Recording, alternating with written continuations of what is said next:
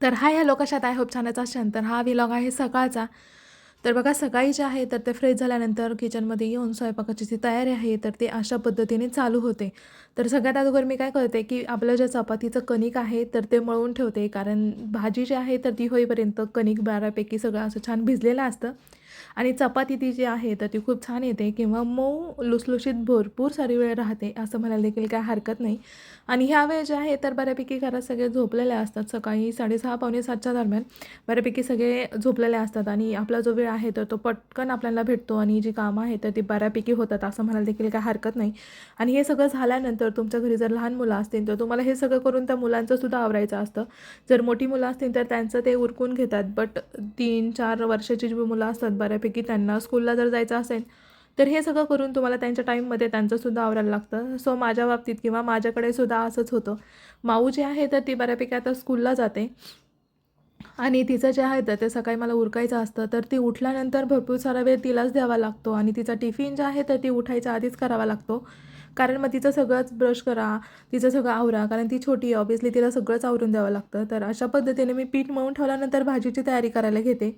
तर बघा इथे पीठ मळून मी अशा पद्धतीने झाकून ठेवलं आणि त्यानंतर पुढची प्रोसेस ती म्हणजे भाजीची तयारी.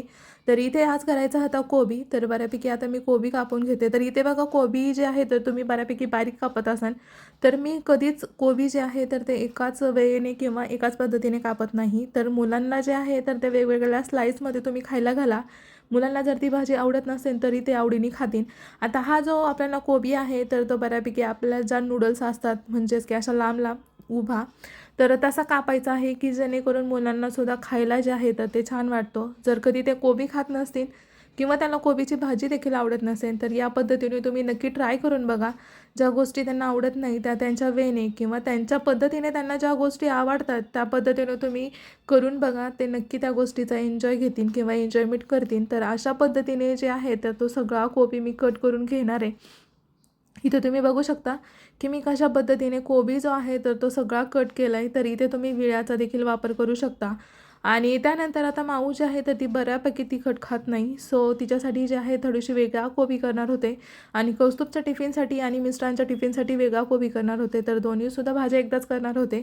तर बघा कोबी जो आहे तर तो चिरून घेईपर्यंत माऊ जी आहे तरी बऱ्यापैकी उठली होती आणि अशा पद्धतीने किचन ओट्यावरती येऊन बसलेली. तर तिला जे आहे तर ते मम्माजवळच बसायचं असतं. तर ती मला बऱ्याच वेळा म्हणत असते की कडेवर उचलून घे.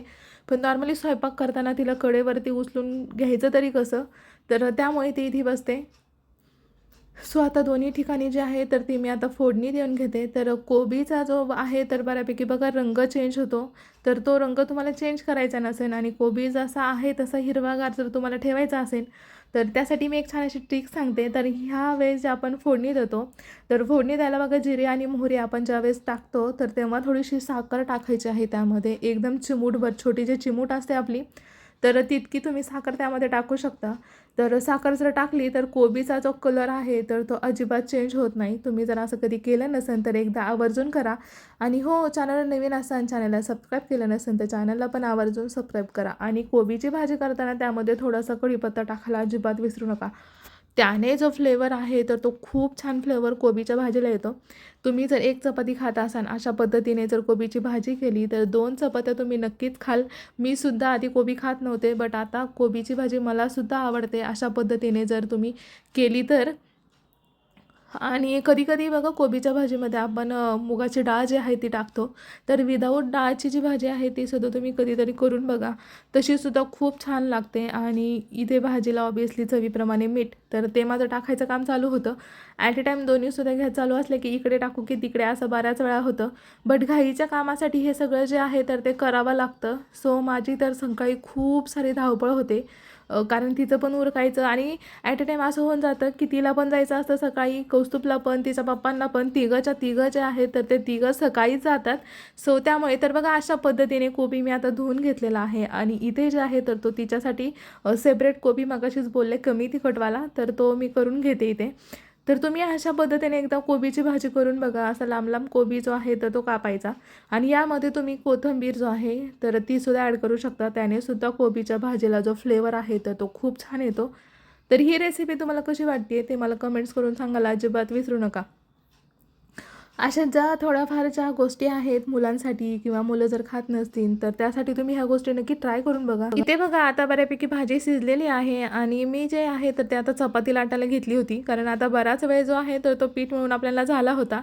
तर पटकन छान असं मी आता सगळ्या चपात्या ज्या आहेत तर ते इथे लाटून घेते एकदाच, कारण माऊला सोडून जर आलं तर तिच्या पप्पांना सुद्धा नाश्त्याला द्यायचं असतं, कौस्तुभला सुद्धा त्याचं उरकायला सांगायला लागत असतं. तो बऱ्यापैकी मोठा आहे, बट लहान मुलं त्यांना सांगावंच लागतं की आवरा पटकन हे करा, त्याला त्याचं सगळं जे आहे तर ते टिफिन वगैरे भरून द्या, शूज वगैरे, परत त्याला सोडवायला जा, ह्या सगळ्या गोष्टींमध्ये वेळ होतो. त्यामुळे चपात्या ज्या आहे बऱ्यापैकी मी सगळ्या एकदाच लाटून घेते की जेणेकरून पुन्हा त्याचा लोड येणार नाही यासाठी. तर पटकन छान अशा मी सगळ्या चपात्या लाटून घेते. तर इथे तुम्ही बघू शकता आता इतक्या वेळ पीठ जे आहे तर ते आपण भिजत ठेवलं होतं, त्यामुळे किती छान चपाती जी आहे तर ती फुलते किंवा फुगते असं म्हणायला देखील काय हरकत नाही. तर तुम्ही कशा पद्धतीने चपाती करता, 4 घडीची किंवा 2 घड्यांची पण चपाती असते आमच्याकडे, तर असं बोलतात. तुम्ही काय बोलता चपातीला तर ते मला कमेंट्स करून नक्की सांगा. तर इथे बघा एक ट्रिक सांगते. तर बऱ्याचशा व्हिडिओमध्ये मी ही ट्रिक सांगितलेली आहे. जर तुम्ही पहिल्यांदाच हा व्हिडिओ बघत असाल तर आपली जी चपाती आहे तव्यातली तर ती भाजून होईपर्यंत पळपटावरती दुसरी चपाती लाटून व्हायला पाहिजे. तर हे असं का किंवा असं का बोलते आहे, जर तुम्ही असं केलं तर तुमचा गॅस जो आहे तर तो भरपूर प्रमाणात वाचतो. तर बघा गॅस जो आहे तो आपल्याला 8 दिवस एक्स्ट्रा जातो, कारण ह्या गोष्टीवरती मी सुद्धा ॲग्री आहे, कारण मी ह्या गोष्टी करून बघितल्यात. तुम्ही सुद्धा ह्या गोष्टी नक्की करून बघा, तुम्हाला सुद्धा ह्या गोष्टीचा रिझल्ट जो आहे तर तो नक्की भेटेल किंवा जाणवेल. आणि जाणवला असेल किंवा तुम्ही सुद्धा असंच करत असाल तर मला कमेंट्स करून सांगायला अजिबात विसरू नका. फायनली सगळ्या आता चपात्या करून झाल्या आणि इथे जी घाई चालू झाली ती टिफिन भरायची. तर बघा मला आता तिला सोडवायला जायचं होतं, म्हणून मी आता ड्रेस वगैरे चेंज करून तिला सोडवून आले आणि तिला घेऊन जायला मी एकटीच होते, म्हणून तो व्हिडिओ करायला मला शूट करायला काही जमलं नाही. तर त्यानंतर घरी आल्यावरती तिच्या पप्पांना नाश्त्याला खायचे होते पोहे. सो आता सकाळचा सगळा स्वयंपाक झालेला होता, किचन ओटा आवरायलाच घेतला. तर तेवढ्यात मला बोलले की आज मला भाजी चपाती नको, मला आज पोहे कर. सो मग त्यांच्यासाठी मी पोहे करायला घेतले आणि इथे जे आहे तर ती पोहेची तयारी चालू झाली. सो तुमच्याकडं पण असंच असतं का, जेव्हा खूप सारं काम असेल किंवा वेळ भेटणार नसेल स्वतःसाठी तर तेव्हाच घरातल्यांना वेगळा काहीतरी नाश्ता हवा असतो? तर माझ्यासोबत तर हे भरपूर वेळा होतं, असं म्हणायला देखील काय हरकत नाही. तर छान अशी फोडणी देऊन घेतली आणि त्यानंतर बाकीचं जे आहे म्हणजेच की पोहे, तर ते पोहे करायला घेतले छान असे. तर पोह्यात मला बऱ्यापैकी कांदा, शेंगदाणे आणि कढीपत्ता, कोथिंबीर हे तर लागतातच. हे जर नसेल तर पोहे खाल्ल्यासारखंच वाटत नाही. तर छान अशी जी पोह्याची रेसिपी आहे तर ऑब्व्हियसली नॉर्मली सगळ्यांना पोहे करता येतात, त्यामध्ये काही क्वेश्चनच नाही. बट छान अशी रेसिपी केली असं म्हणायला देखील काय हरकत नाही. आणि हे सगळं करायच्या आधीच पोहे भिजत ठेवले होते, तर त्यामुळे पोहे जे आहे तर ते खूप छान असे मऊ आणि लुसलुशीत होतात. काही काही वेळेस पोह्यांचा गाळ होतो किंवा मग असे ड्राय होतात. तर असे होऊ नये म्हणून ते खूप सारे आधी भिजून पण नाही ठेवायचे आणि जास्त वेळ पाण्यात पण नाही ठेवायचे. तर त्यानंतर सगळं झालं आणि सकाळची जी भांडी आहेत तर ती आवरायला घेतली, कारण काम कितीही केलं तरी ते कधीच आवरत नाही. माझं तर बऱ्याच वेळा असंच होतं, कितीही काम केलं तरी असं वाटतं अरे अजून तर काहीच नाही झालं, सगळा पसारा तसाच आहे, घरातली कामं जी आहेत तर ती दिसून येत नाही.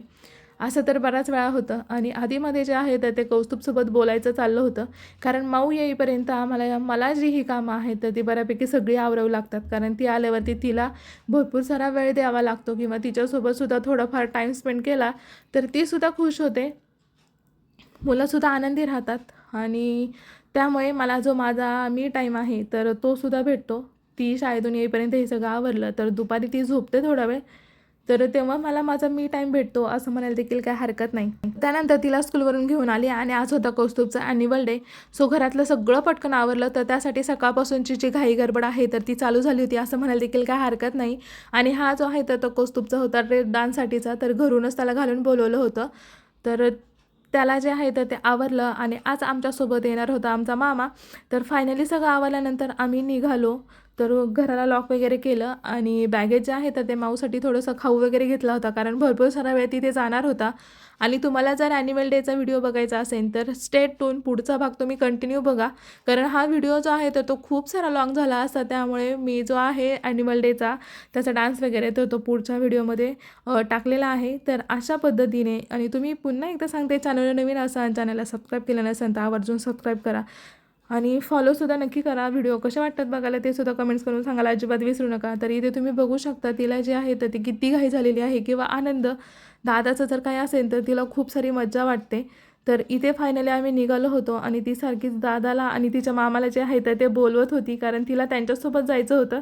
तर फायनली आता आम्ही दोघी जे आहे तर ते निघालो होतो खाली. आणि त्यानंतर दादाने जे आहे तर ती गाडी पार्किंग केली होती खाली, कारण भरपूर वेळेस काय होतं की ॲन्युअल डेला यायला उशीर होतो. तर त्यामुळे जे आहे दादाला बोलवलं होतं आणि ह्यावेळेस जो त्याचा ॲन्युअल डे होता तर तो मॉलमध्ये होता.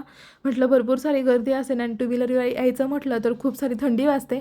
सो त्यामुळे ह्यावेळेस ॲन्युअल डेला जे आहे तर तो दादासोबत होता आणि फायनली आता आम्ही निघालेलो आहोत. सो इथे तुम्ही त्याचा लूक जो आहे तर तो बघू शकता आणि त्याची एक्साइटमेंट. सो व्लॉग कसा वाटला ते नक्की सांगा.